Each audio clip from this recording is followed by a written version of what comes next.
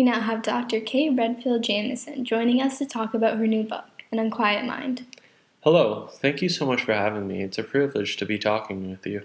So let's get right into it then. What exactly is your book about?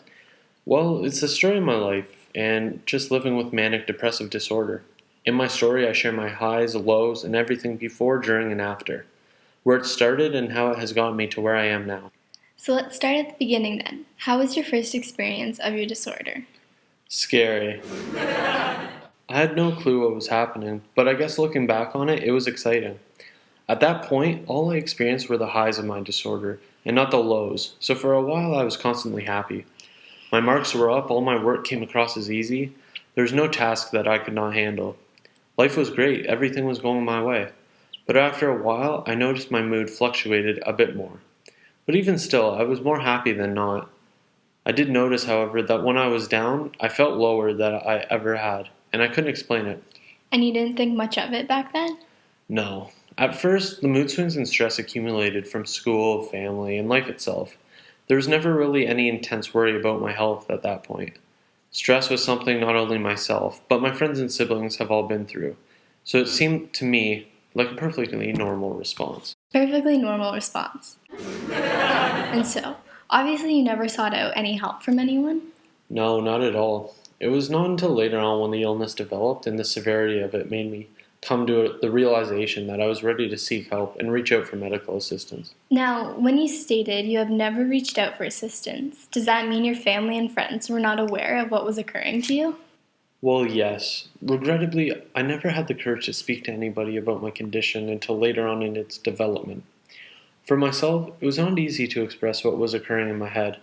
I cannot imagine anyone would understand what's happening in my mind without experiencing the same thing I was, because then I really would sound crazy.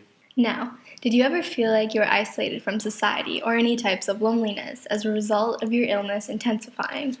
Initially, I did not. I've had a few friends in high school that also suffered from depression, and together we all seemed to fit as a whole and help each other out. After high school, however, it was more difficult. I had no one to talk to and I was really alone. Again, I was not interested in educating my depression to people. This included friends and family, and so it was an interesting path that I took on my own. So now, after high school and after the initial stages of your depression, how did you continue to move on with your life? It couldn't have been easy with this depression weighing you down. Well, after high school, I attended the University of California in Los Angeles. There, I found myself enjoying my studies, yet the intensity of my highs and lows began. I started to make large, meaningless purchases.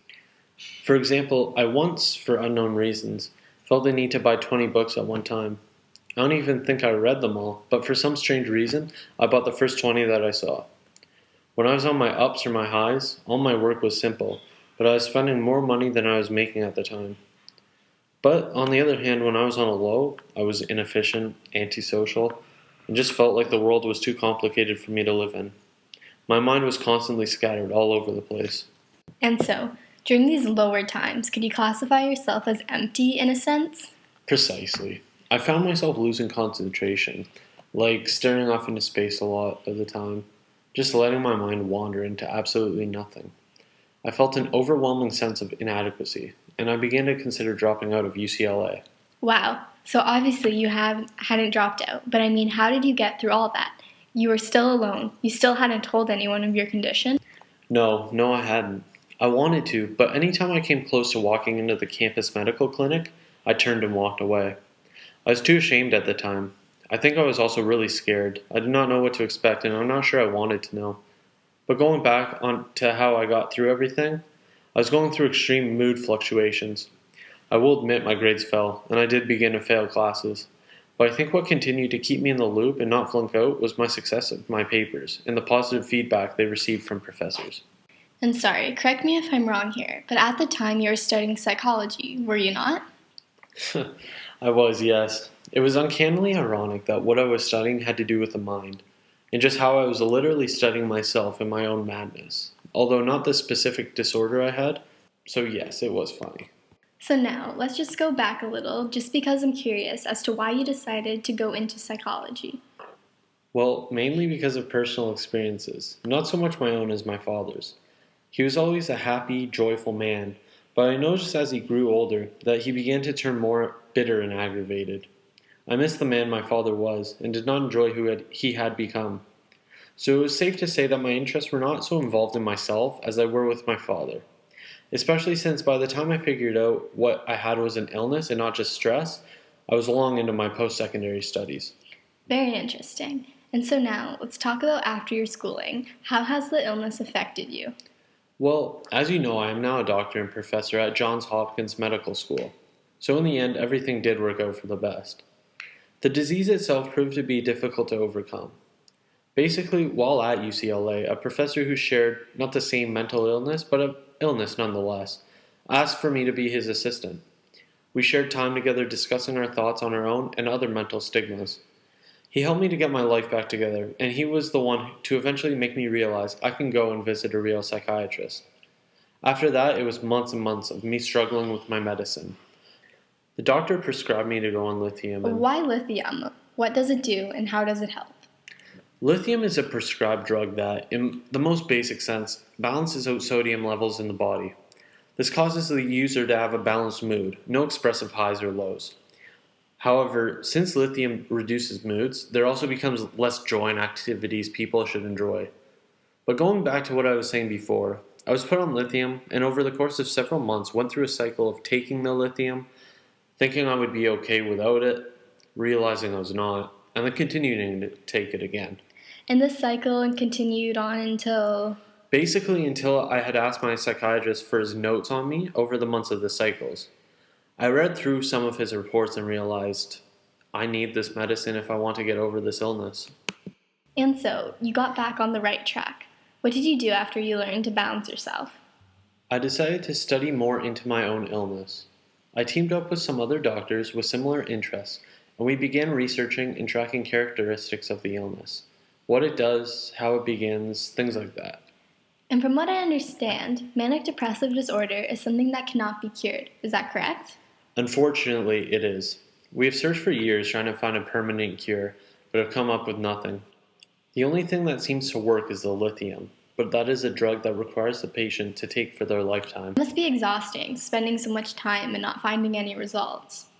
You have no idea the work our doctors put into the extensive research.